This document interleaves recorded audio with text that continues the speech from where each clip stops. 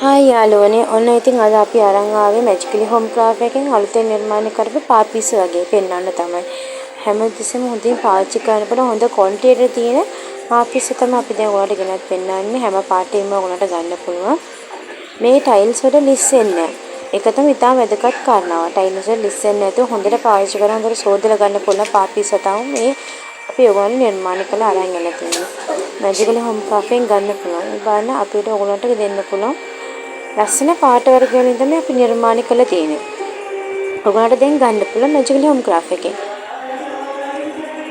බලන්න දුඹුරු පාට තියෙනවා, අලු පාට තියෙනවා, කළු පාටින්, රතු පාටින්, දුඹුරු පාටින් ස්තූපුවට දාන්න පුළුවන්, කුසියට දාගන්න පුළුවන්. මේ බලන්න අපි දැන් පිටමෙස්සින් පෙන්නන මැෂින් එකත් කොච්චර අපූර්වට අපි කරලා තියෙනවද කියලා.